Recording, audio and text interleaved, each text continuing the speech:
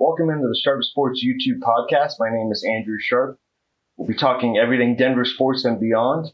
Please like and subscribe if you are a sports fan like me. Let's do this.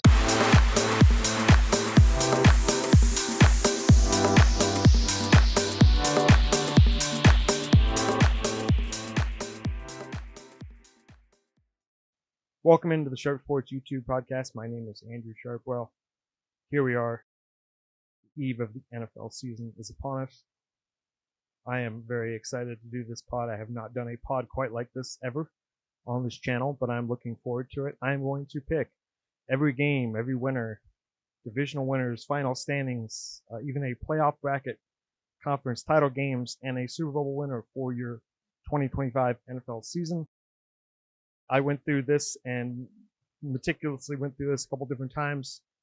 Did the old-fashioned spreadsheet on Excel and then plugged my results into a simulator from Pro Football Network. I highly recommend where you can pick all the games and then it will break down seeding, tiebreakers, all the good stuff that can get a little confusing even for the veteran NFL reporters to conference breakdowns, strength of schedule, all that stuff comes into play with teams that have identical records and playoff seeding.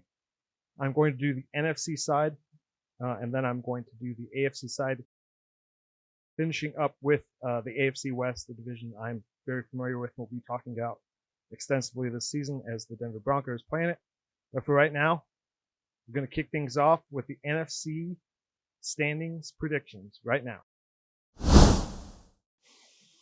Starting out with the NFC East, I have the Philadelphia Eagles going 15-2, including 5-1 in the division, having another great year, coming off their Super Bowl win over the Kansas City Chiefs.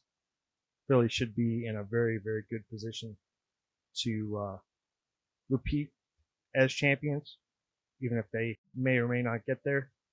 They certainly have a very, very good chance of getting to that. Yeah, they're going to play a first place schedule, but they still have so much talent. I see them winning a lot of games. I see them losing at Tampa Bay and losing a random divisional game at the Washington Commanders later on in week 16. Other than that, Philly is 15-2, and you're a clear contender in the NFC and winning the NFC East. Washington Commanders come in second. Not as good as last year, but seeing that Jayden Daniels is the real deal. I was lucky enough to see Jayden Daniels set an NCAA passing and combined yards, rushing, and passing record at LSU a couple years ago, and I'm a believer that Jayden Daniels will be the difference for the Washington Commanders. Even though the Commanders' rest of the roster is and kind of old, I think Jayden Daniels is good enough that the Commanders finish up at 10-7. Giants are interesting, certainly a lot of games. Their defense is quite good, and they will have found their quarterback in Jackson Dart, but this does not equal a lot of wins. They finished 6-11, 2-4 in the division. And rounding out the NFC East, I have the Dallas Cowboys having a very, very rough year at 4-13. I don't like the direction of the team at all. They just traded their best player in Micah Parsons. They have a no-name coach in Brian Schottenheimer who will, in my opinion, quickly lose the locker room. They have to play the AFC West this year with the Broncos and the Chiefs and the Raiders and the Chargers. So they have some really brutal schedules. The owner is kind of losing it and turning into Al Davis. They won't say rebuild year, but they just traded away their best defensive player for a defense that wasn't very good. So it's going to be a long year for the Dallas Cowboys, and the Philadelphia Eagles will win the NFC East. Moving on to the NFC North, Green Bay has a very good year. I believe in Jordan Love in his third year. I think that he really takes a step forward. Green Bay, I have them going 5-1 in the division and having a really, really good year. Certainly have Super Bowl aspirations, and really the brass think they must be pretty good as they traded with the Dallas Cowboys to get Micah Parsons on their team. 9-3 in conference, yet that conference record will keep them a little bit lower in the seeding. but they should have a very, very good year. Detroit, step back year, but finished 10-7, very respectable. I'll show you a little later on. I have them as a wild card team. They lose both coordinators, which is going to be a little hard to overcome, but they also had a very good year last year with tons of defensive injuries, including Michigan's own Aiden Hutchinson. So I think the Lions are going to be a solid team. This would make their third straight playoff appearance. They have not made 3 straight playoff appearances since 93 through 95. Detroit Lions with one Barry Sanders. Minnesota, excuse me. I have no clue what JJ is going to be. I watched JJ play a lot as a Michigan fan, but he played with an extremely, extremely talented Michigan team. He does not have a lot of NFL reps. However, the rest of Minnesota's roster is excellent. This is a team in flux, but the problem with that is that we have a lot of talent, but the quarterback is a question mark. Minnesota goes 8-9, wins some non-divisional games. I'm sorry, but goes 1-5 in the division. Has a rough year. Chicago, I am not a Caleb Williams guy. Sorry, not sorry. They are the Bears. 7 wins is respectable. Team on the rise. I would say that Ben Johnson has some bumps in the road as his first go around as an NFL head coach, and still uphill sledding, going 2-4 in the division. And the Bears do get better, but finish with 6-11, 4th place in the NFC. Moving right along to the NFC South, I have the Tampa Bay Buccaneers having a fantastic year, finishing 15-2, 6-0 in their division, and actually being a number 1 seed for the first time in a very long time, where the NFC road goes through Tampa Bay this season. I think they just have everything. They've had a very good team since the Brady era, which was 7-8 years ago. Continues with Baker Mayfield, who had 5,000-yard passing season last year. It was actually one of the reasons I really started to believe in the Broncos was they went to Tampa Bay and won in Tampa, and Tampa went on and wheeled a whole bunch of wins after that. So Tampa Bay will be not only winning the NFC South, but they will be a true NFC contender. Atlanta 9-8, very respectable, not great, 4-2 in the division, but failed to make the playoffs for Atlanta. But they do find their quarterback in Michael Penix. Defense is going to be the problem. They should be competitive after really not being competitive for quite a while with the disastrous Kirk Cousins deal. But they're good enough to be a team you have to deal with at 9 wins, just looking outside the playoffs. Carolina, still bad. Not sure if Bryce Young is the answer. The owner, David Tepper, is not a nice guy, and I'm not sure he's really a proven good NFL owner. The defense is meh. The offense is worse. They're Carolina. They haven't really been good since Cam Newton and Ron Rivera, which is starting to be 8-9, almost 10 years ago. Everyone forgot about their disastrous Matt Rule hiring, who's now a college coach at Nebraska, and his 1-year stint as a disaster. So Carolina's one of the sneaky bad teams that's kind of bad every year. And finally, New Orleans Saints. New Orleans Saints have basically were all in trying to win every year with Drew Brees, which was respectable. They carry that on with a washed-up Derek Carr. And finally, all the Bills, and by Bills I mean overpaying for players.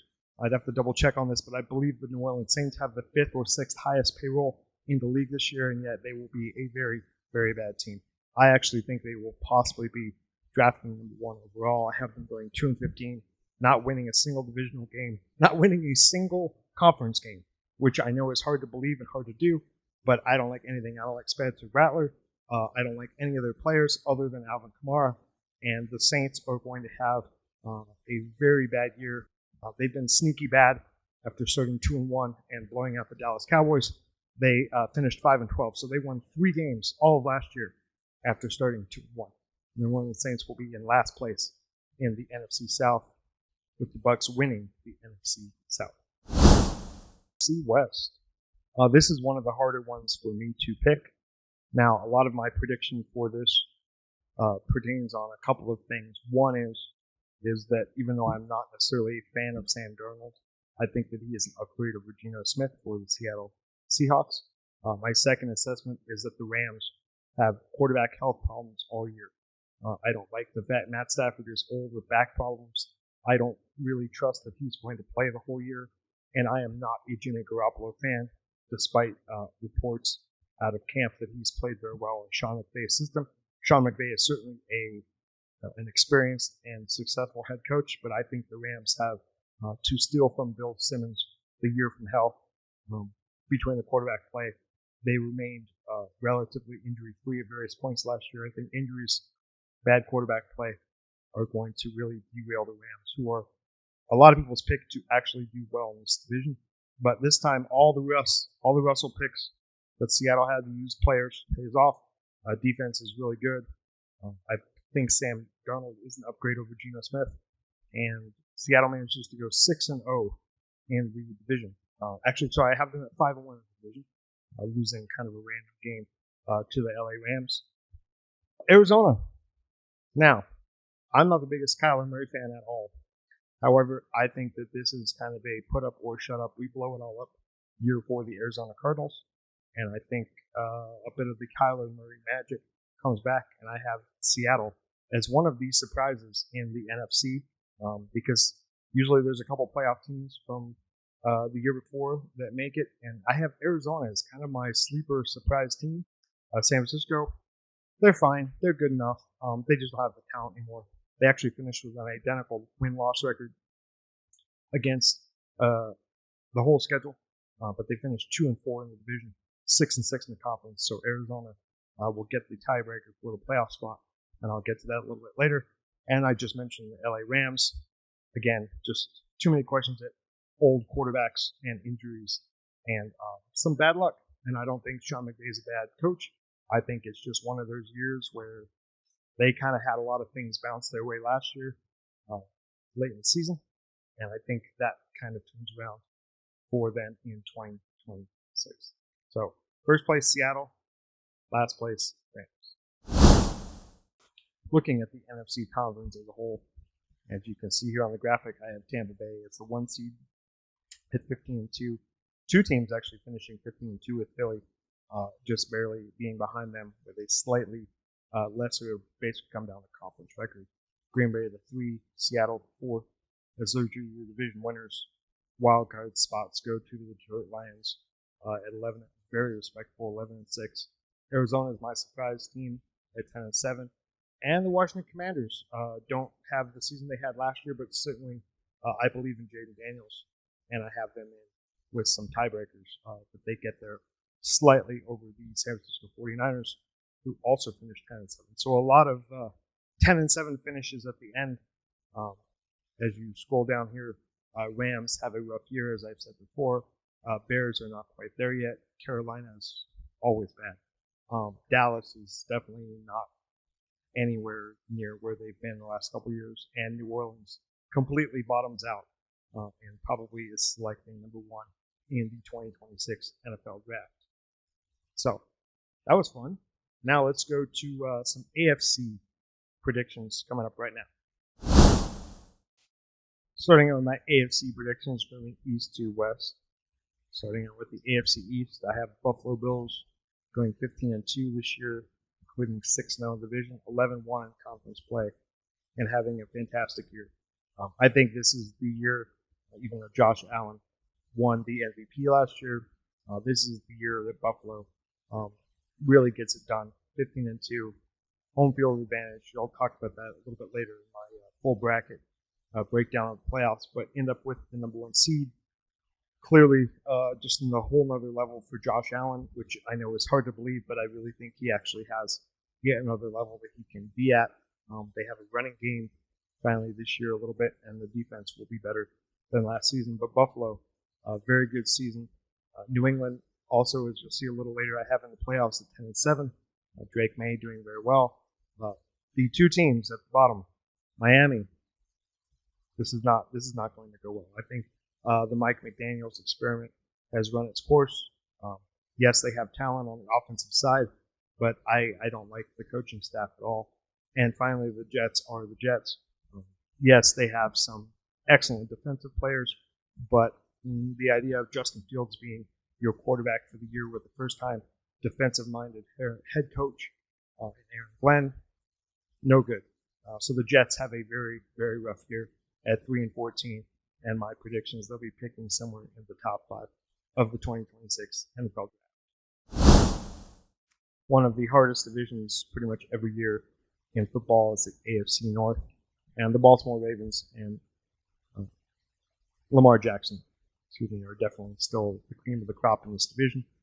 Certainly in the regular season, now you can argue about the Ravens' playoff struggles in the last few years, but regular season-wise, they have been an excellent team for quite a while now. They have been going 13-3, including 4-2 division, 8-4 in conference play, and winning quite a few NFC games. Because when you've never played, or you don't play Lamar very often, once every 4 years, he provides quite the challenge. Next one, Cincinnati Bengals. Defense is not good, but I believe in Joe Burrow, LSU quarterback, and I just think the Bengals kind of get over the hump of almost being in the playoffs last year, win a few more games, and manage to scrape by into as a 7th seed in the AFC. I'll talk about that a little bit. Pittsburgh Steelers, Rodgers are good enough to win them games and to lose them games. Mike Tomlin, he always wins 9 games theory. Almost holds true, but they're 8-9. They're kind of stuck in blah land because they spend so much money on defense. They're never good enough or bad enough to bottom out and get a top quarterback prospect. They also spend too much of their money on the wrong side of the ball. And quite frankly, their quarterback situation has been a disaster ever since Ben Roethlisberger retired from the Pittsburgh Steelers. They've kind of been in nowhere land. They're not bad enough to get a top 5 pick and a real quarterback. They're not good enough to actually compete. They have not played in, it's hard to believe, but the Pittsburgh Steelers have not played in an AFC title game, in over 10 years. They have not played in one Final Four game in 10 years. So Pittsburgh's good enough, but not good enough. Cleveland Browns, disaster. So if you have 4 quarterbacks on your roster, that means you don't have one. I'm not necessarily a Shedeur guy. I don't think that it's necessarily his fault. I think a lot of the issues with the Cleveland Browns have to do with the owner. But if you have 4 quarterbacks on your roster, that means you have no direction. The owner is deciding to take quarterbacks that the coach doesn't want. Signing Deshaun Watson to a guaranteed money deal tells me everything I need to know about the organization. They have good players, but they're not a good team. Brown's going to Brown, 3-14, 1-5 in the division, and an absolute miserable year for the Cleveland Browns. So, and your division winner, Baltimore Ravens. Moving on to the AFC South, quite possibly the easiest division to pick. The Houston Texans are clearly better than the other teams in the division. I have them going 6-0 in the division. I don't see where they lose the divisional game. Yes, divisional games are harder, but their defense, coaching, and C.J. Stroud are head and shoulders above everybody else in the division. Tennessee, still not a good football team, but I think they have their quarterback. I think they have their quarterback in Cam Ward. Don't make the playoffs, but finish. Not a great 5-12, but considering this is the team that had the number 1 draft pick in the NFL draft last year, and the Will Levis disaster shows signs of life. Broncos' Week 1 opponent, who I think coming to a mile high and trying to win with a rookie QB, first start is why I have the Broncos winning that game. Jacksonville Jaguars overpaid Trevor Lawrence. I was definitely a believer in the Jags a couple of years back for a couple of years, putting some money down on them making the playoffs, and they don't. The Jags are just, they're not. Every year we keep waiting for it to come. And Travis Hunter's a nice player, but he can't do it all by himself. It's really about the quarterback, who is supposed to be a generational talent, and he's just kind of okay. So Jags definitely not having a great year at 4-13. And the one surprise I have, Indianapolis Colts, 2-15. Now, the Colts roster, if you gave them a competent quarterback, if you gave them Bo Nix, I think the Indianapolis Colts would actually contend with the Houston Texans for the AFC South. But I do not like the direction that the Colts are going quarterback-wise. Anthony Richardson, who was a project in Florida, he's gotten no better. And I am definitely not a fan of Danny Dimes. I'm not a fan of Daniel Jones. I thought he was overdrafted by the New York Giants. He was then paid by the New York Giants And now he's still year 4. Remember when Matt Ryan, the washed-up Matt Ryan, was the answer at Indianapolis? Oh, right, you don't, because there's nothing to remember. Indianapolis has basically been searching for a quarterback since Andrew Luck retired, basically earlier than anyone thought, because he got beat up so bad by this Colts organization who failed to protect him that he literally quit football. So the Colts have been kind of a wash at sea since the great Peyton Manning left Indianapolis. They had one run with Andrew Luck, who was a sensational talent, but since then they have been in the quarterback abyss, almost as bad as the Broncos, and that continues this year. Indianapolis Colts have a horrible year and bottom out at 2-15. Your winner, Houston Texans, 11-6. And last but certainly not least, a division I will be covering quite a bit and talking about the Denver Broncos is the AFC West, the best division in football, the best coached division in football, with Andy Reid, Sean Payton, Jim Harbaugh, and Pete Carroll now joining the division with the Las Vegas Raiders. I have every team finishing above 500 and wins a minimum of 9 games, and yet only 2 teams, Chiefs and the Broncos, will make the playoffs. A little redundant, unfortunately, for that. But in saying all that, if you want to be the champ, you got to beat the champ. And it pains me to say this, but the Chiefs do not have necessarily a Super Bowl hangover. They're certainly not for this division now. Whether the Kansas City Chiefs get to another Super Bowl this year remains to be unseen. But I think Mahomes comes back, plays really good. KC still torments the AFC West, even though they only go 4-2.